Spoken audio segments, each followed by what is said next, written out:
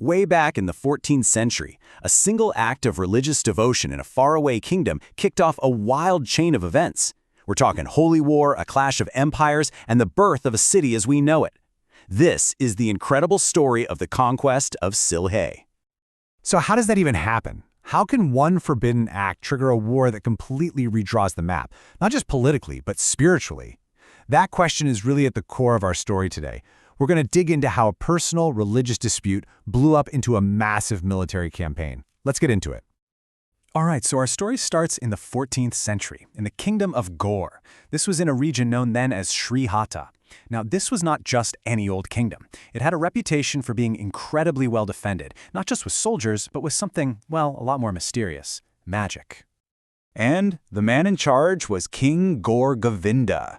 This guy was a force to be reckoned with. He was a brilliant military commander and a very devout, conservative Hindu king who, let's just say, was not a fan of other faiths. But his real trump card was his supposed mastery of magic, which he'd apparently spent over a decade studying at the legendary Kamakhya temple. His kingdom was seen as totally unconquerable. So here are two main players, and they are on a collision course. On one side, you've got Ghor Govinda's kingdom, tucked away in the hills, protected by amazing archers and, of course, this reputation for powerful magic. And on the other side, the massive, expanding Muslim Sultanate of Lucknow, led by Sultan Shemsuddin Firoz Shah. We're talking a regional superpower with a huge army. Two very different worlds about to go head-to-head.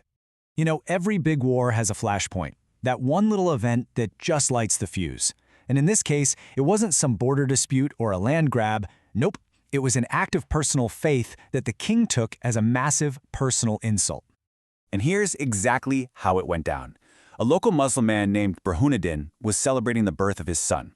And as part of the celebration, he sacrificed a cow. But then, as the story goes, a crow snatched a piece of the meat and dropped it right inside Ghor Govinda's temple. To the king, this was the ultimate insult, an act of sacrilege. And his reaction was unbelievably brutal. He had the newborn baby killed and ordered Burhanuddin's hand to be chopped off. Completely devastated, Burhanuddin made the long journey to the Sultan of Lucknow to beg for justice. The Sultan, hearing this, sent his army. But taking Ghor was way easier said than done. The first army, led by Sikandar Khan Ghazi, got totally picked apart by Govinda's expert archers, who knew the hilly terrain like the back of their hands. The second attempt was a complete disaster before it even started. A freak storm and massive floods wiped out the entire force. For the third try, the Sultan sent his top general, his commander-in-chief, but he failed too. Ghor Govinda just seemed unbeatable. So after winning 3 times in a row against a huge military power, you can imagine the mood in Ghor was pretty high. The royal family was so confident that they celebrated by building a massive 20-acre water tank as a monument to their victories. As far as they were concerned, the danger was over. They'd won.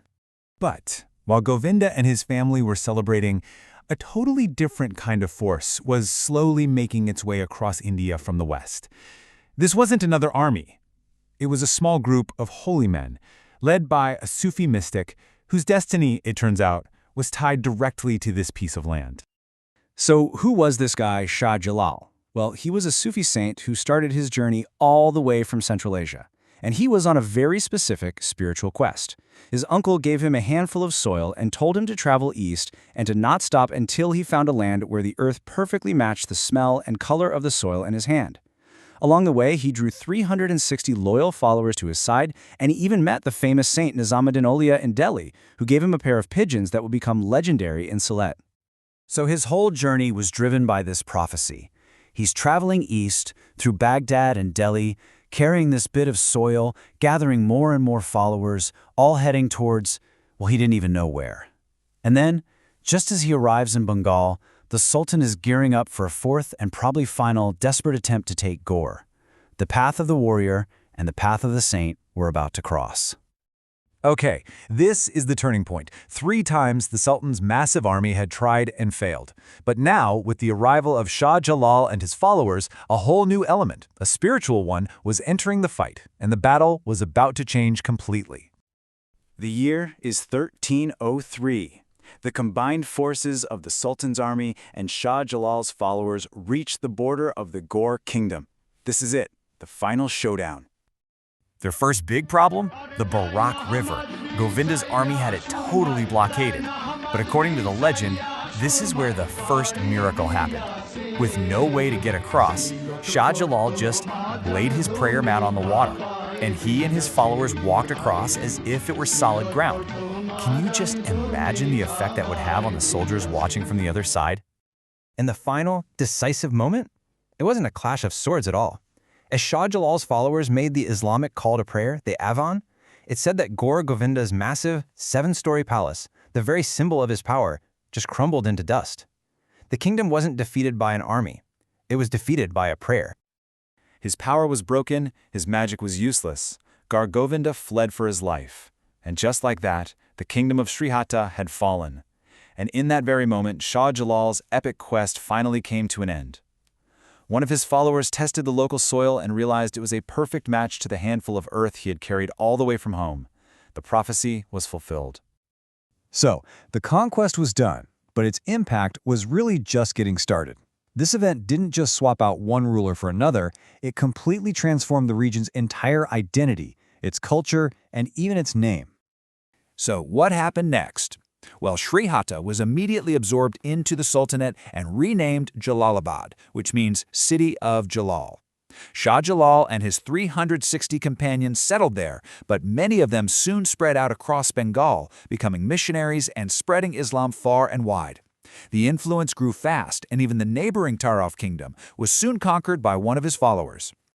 And you know, we don't just have to rely on legends here. We actually have a historical account from the famous world traveler Ibn Battuta. He visited Shah Jalal about 40 years after the conquest and wrote about him, calling him one of the great saints.